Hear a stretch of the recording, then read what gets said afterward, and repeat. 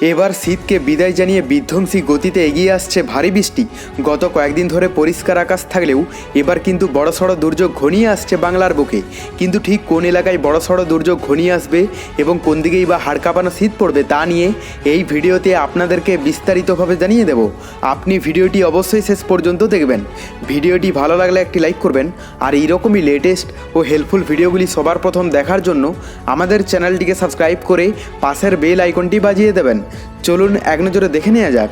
বাংলায় আনুষ্ঠানিকভাবে শীতের বিদায় ঘণ্টা এখনও বাজেনি, কিন্তু গত কয়েকদিন ধরে দিনের বেলায় চড়া রোদ আর ভোরের দিকে হালকা ঠান্ডা, এই দুয়ের মাঝেই কাটছে সাধারণ মানুষের জীবন। তবে এর মধ্যেই আবহাওয়া দপ্তর শুনিয়েছে এক বড়সড় ভোল বদলের খবর। শীত পুরোপুরি বিদায় নেওয়ার আগেই রাজ্যে ফের বৃষ্টির পূর্বাভাস দেওয়া হয়েছে। এমনকি উত্তরবঙ্গের উঁচু পাহাড়ে তুষারপাতের সম্ভাবনাও তৈরি হয়েছে। আলিপুর আবহাওয়া দপ্তর জানিয়েছে, উত্তর পশ্চিম ভারতে একটি শক্তিশালী পশ্চিমী ঝঞ্ঝা অবস্থান করছে। এর প্রভাবে উত্তরবঙ্গের জেলাগুলোতে আবহাওয়ার পরিবর্তন শুরু হয়েছে। আজ থেকে দার্জিলিংয়ের উঁচু পার্বত্য এলাকায় হালকা তুষারপাতের সম্ভাবনা রয়েছে। সব মিলিয়ে বাংলার আবহাওয়ায় এখন এক অদ্ভুত সন্ধিক্ষণ। একদিকে উত্তরবঙ্গের পাহাড়ে তুষারপাতের হাতছানি, অন্যদিকে দক্ষিণবঙ্গে শীতের বিদায়ে বসন্তের আমেজ। পশ্চিমী ঝঞ্ঝার এই প্রভাবে পর্যটকরা খুশি হলেও চাষাবাদের ক্ষেত্রে কুয়াশা ও অকাল বৃষ্টি কতটা প্রভাব ফেলবে তা নিয়ে এখনও চিন্তার ভাঁজ অনেকের কপালে। আপাতত আগামী কয়েকদিন হালকা শীতের আমেজ নিয়েই সন্তুষ্ট থাকতে হবে বঙ্গবাসীকে। তো এরপর আমরা যদি লাইভে বৃষ্টির খবরটা দেখে নিই, প্রথমে আমরা যদি পশ্চিমবঙ্গের দক্ষিণবঙ্গের এলাকাগুলো দিয়ে স্টার্ট করি, তো এখানে কলকাতা থেকে শুরু করে প্রত্যেকটি জেলাতেই মোটামুটি পরিষ্কার আবহাওয়ায় থাকবে, কোথাও কিন্তু বৃষ্টির সম্ভাবনা নেই। আর উত্তরবঙ্গের যদি আপডেটটা দেখি, এখানে দার্জিলিংয়ে কিছুটা হালকা বৃষ্টি হলেও কালিম্পং, কার্শিয়ং, আলিপুরদুয়ার, কোচবিহার, জলপাইগুড়ি মানে মোটামুটি উত্তরবঙ্গের সমস্ত এলাকার আবহাওয়া পরিষ্কারই দেখতে পাওয়া যাচ্ছে। বাংলাদেশের মধ্যে সমুদ্র উপকূলবর্তী এলাকা এবং ভিতরের এলাকার মধ্যে কোথাও কিন্তু দুর্যোগপূর্ণ আবহাওয়া নেই। দুপুরের দিকটা আমরা যদি দেখে নিই, দুপুরের দিকের মধ্যে নতুন কোনো চেঞ্জেস দেখতে পাওয়া যাচ্ছে না। আর রাতের দিকের মধ্যেও কিন্তু নতুন কোনো পরিবর্তন নেই। বলাই যায় আজ সকাল থেকে রাত পর্যন্ত পশ্চিমবঙ্গ সহ বাংলাদেশের সমস্ত এলাকার আবহাওয়া সম্পূর্ণ পরিষ্কার থাকবে। এখানে বঙ্গোপসাগরে এই মুহূর্তে নতুন কোনো দুর্যোগ বা সিস্টেম নেই। তো সেক্ষেত্রে পশ্চিমবঙ্গ বাংলাদেশের দূর দূরান্ত পর্যন্ত নতুন কোনো দুর্যোগ দেখতে পাওয়া যাচ্ছে না। এখানে শ্রীলঙ্কা উপকূলের কাছাকাছি এলাকাতে মোটামুটি দুর্যোগপূর্ণ আবহাওয়া রয়েছে, যদিও এর প্রভাবে সমুদ্র উপকূলবর্তী এলাকা মানে এখানে চেন্নাই, নেল্লোর, বেঙ্গালুরু, পুদুচেরি এই সমস্ত এলাকাগুলোতে কোনো রকম দুর্যোগ নেই। আর পশ্চিমবঙ্গ বাংলাদেশে তো নেই বললেই চলে। মেঘলা আকাশটা দেখে নেবো যে বৃষ্টির সম্ভাবনা না থাকলেও কোথাও কি মেঘলা আকাশ থাকতে পারে।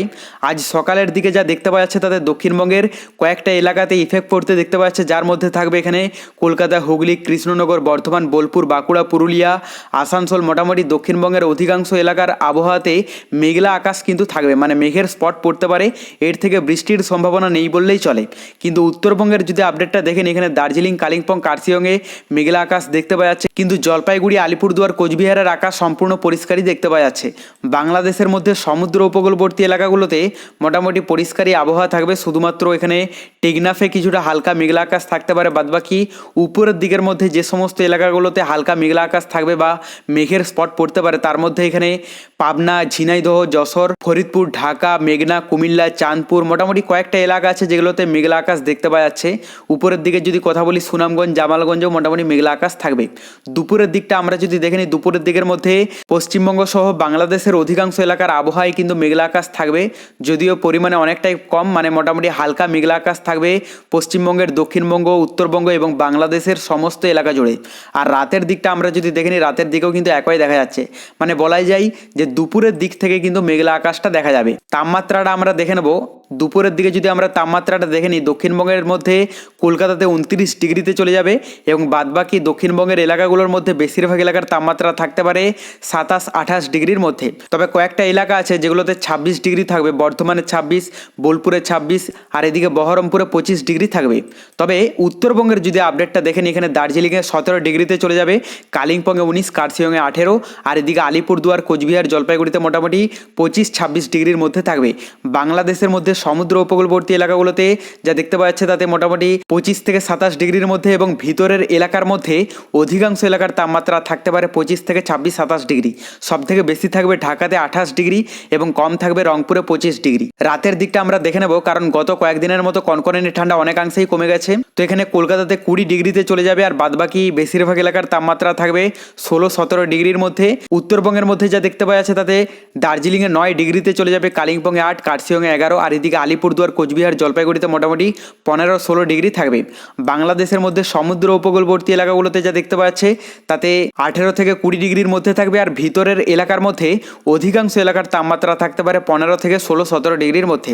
তবে সব থেকে বেশি থাকবে ঢাকাতে 18 ডিগ্রি, আর এদিকে মোটামুটি রংপুরে কম থাকবে 15 ডিগ্রি। তবে পরবর্তীতে বঙ্গোপসাগরে নতুন কোনো দুর্যোগের আভাস পেলে আমরা আপনাদেরকে লাইভে জানিয়ে দেব। তার জন্য চ্যানেলটিকে সাবস্ক্রাইব করে রাখতে ভুলবেন না।